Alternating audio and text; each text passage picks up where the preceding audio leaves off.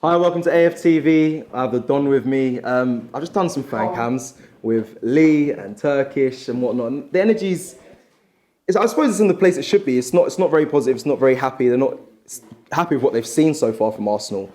How did you take today's game from your side? Well, first of all, no one's going to be happy because even though it's a friendly, it's Tottenham. Yeah. And that's why I know it's a great charity. I don't know. I just feel that it was the wrong, to play Tottenham just before we're about to start a season. Tottenham away. I know it's for a great charity. I know it's for a great cause. I know it's a very hard thing to turn down if they ask you to do it.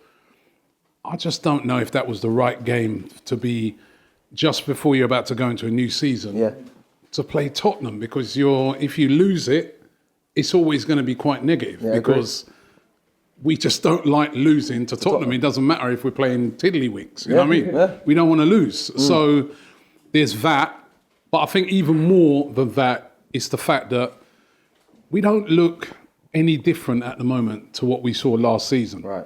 I'm looking at a team and I'm like, the only differences I see are in the new players that have come in. I thought Sambi Lokonga, class. I was very, very impressed with him. I think he could start. I'd start him. I wouldn't have an El Neni in there. No. We know that Partey's going to be out. I'd have Xhaka and Lokonga. That seemed like to be the starting 11 for Friday. In my opinion, from what I saw, I think that might be the starting 11 for Friday's game. Lokonga looked good. Nuno Tavares looked okay when he came on. Ben White looked good at the back. He did. But apart from that, all I saw on that pitch was what I saw for 38 games last season. Yeah. And that's the worrying thing. I'm worried going into that game. We're going up against Brentford. Yep. Brand new team in the division. Yep. Right, so they're always up for it when you get a brand. I know people will say we played Fulham last year, but that was without fans. Right. We're going to a team that's just moved into a brand new stadium. This is the biggest game ever for Brentford. Yeah. That game next week, Friday. Yeah. And I just feel we're going into that a bit undercooked. Do you think they're worried? Do you think Brentford, after watching us in this pre-season, do you think they're worried? No, they've got nothing to lose. If they lose a game, it's a party anyway, because it's our first ever game and we played it against Arsenal. If they win the game, it's happy days. So they've got nothing to lose, but we do. Yeah. We got a very tough start to the season.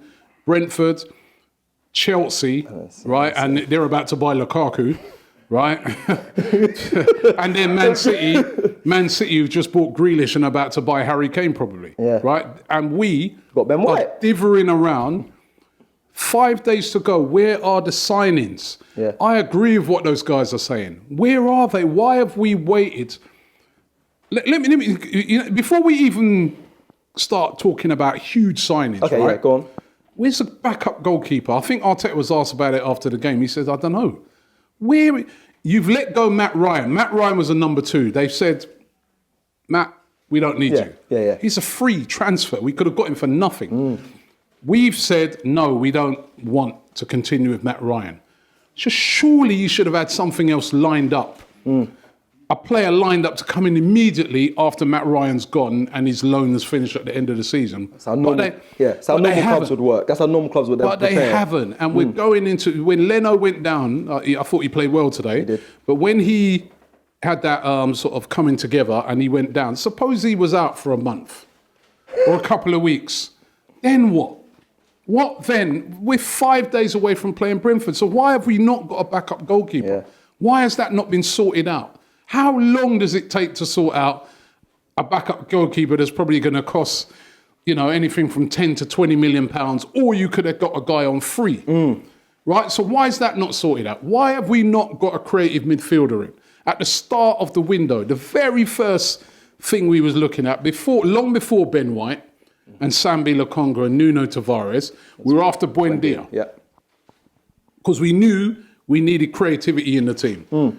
We didn't get Buendia, right? He end up going to Villa, and we have still not addressed that. Yeah. 5 days before the start of the new season. We went for a while last year, and we didn't get him. Then when, like you said, we got Buendia this season. What is going on? What is going on with the transfer business? Even if now they get those players in, right?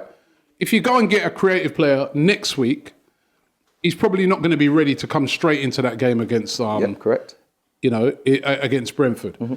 If we get the signings in just before the end of the transfer window, which I think is probably going to be what happens. They're not going to be ready for the Chelsea game straight after that. Mm-hmm. They probably won't be ready for the City game. And then we go into an international break. So we probably won't even see those players till October. What's going on? Why is it every season we go into the season not prepared? It's not good enough, man. And this is why fans get frustrated. Fans get upset. Trust me, we all want to be positive. We're trying our hardest. We're hanging on and clinging on to anything we possibly can. Yeah.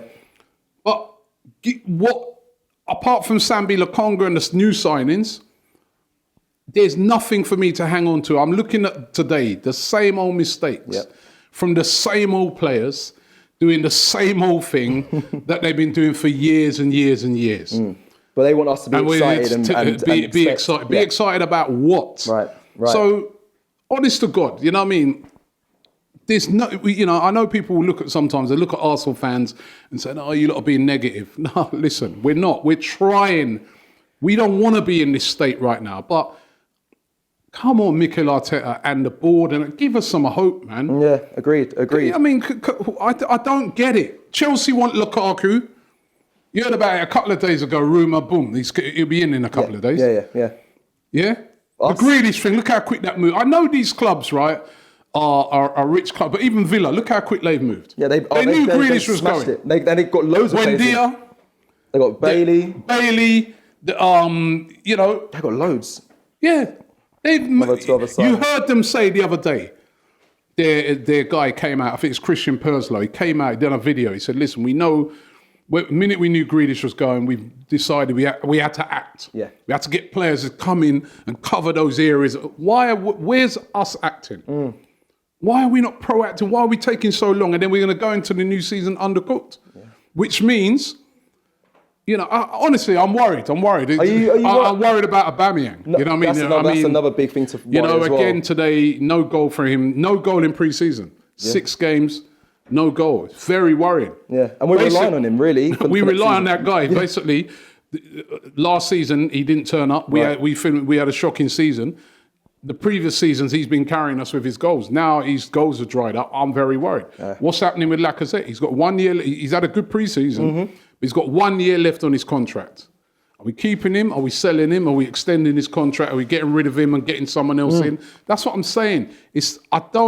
Honestly. Do you worry for Arteta as well, with the fans being back in the grounds as well? Do you think it's going to be a completely different... Listen, he cannot get away with what he got away with last year, because at the moment, you have to say with Mikel Arteta is very lucky to still be Arsenal manager. He's finished 8th 2 seasons in a row. Yeah. Right? And they've put a lot of faith in him, and he has to deliver. Because I don't think the fans, just the general, we talk to fans every day. Time, yeah. They comment in, we see them out on the road. The patience is thin at the moment. And if we go into a new season and we see what we saw last year, I don't think, fans are going to be more vocal about it. He'll feel it. They're going to be there and they're going to tell him. He'll feel it, trust me. So I listen, I'm not worried because it's down to him now. He has to turn up and show. He's had a lot of chances. They put a lot of faith in him. Not a lot of managers last as long as he does at a top club with those results. Yeah. So, huge season for him. We don't have any European football, so we can concentrate on the league. But huge season. And I still think it's a huge transfer window. He's got to get the right signings in. Yeah. And there's some players, and I know, as I said, I do the transfer daily every day. It's difficult to move players out at the moment, especially at Arsenal. The problem Arsenal have got, they've got players that are on very high wages, that are surplus to requirements, but who's going to take them on those wages? So I suspect what's going to happen with a lot of Arsenal players is that you'll see quite a lot of them go out on loan. Yeah. I think they're going to find it really difficult to move them on. Who's going to buy Torreira for 27 million? No one. You'd be lucky if a man offer you 10 million for that, especially in this current market. So players like that, you're going to see loan. That's what we're going to get, right? Because of the way the market is. But what about the incomings? And I'm telling you, that team needs freshening up. Is there no excuse for the club to say, listen, we're waiting for the outgoings before we bring in players? No, because you've got to be proactive. You've got to be prepared. The big signings that you want, creative midfielder. You've got to get that in before the start of the season. Facts.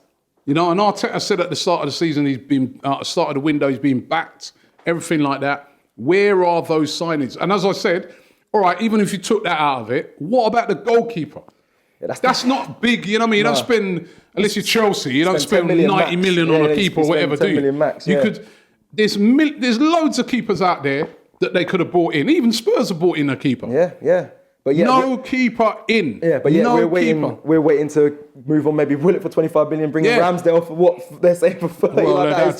Well, But even if it is Ramsdale, why is he not in yet? Yeah, true. It should have been done. Why is he not? I saw him playing yesterday for Sheffield United. Why is he not in to the team yet? If that's who you want, why didn't you just keep hold of Matt Ryan? I know he's injured now, Matt Ryan, but why didn't you just keep him? Yeah. If you haven't got something else lined up, so. All of these things are really worrying me at the moment. But listen, I just hope that when we go into that game against Brentford, maybe we can step it up. Because, I've also seen pre-seasons in the past where Arsenal have beaten Bayern Munich. We've beaten PSG. Yeah. We've still done badly. So listen, let's hope that maybe... I think it was Kelechi was pointing out to me that Leicester had lost all their pre-season games up until the Community Shield. So let's hope maybe... that is something similar with us. But at the moment, I'm worried.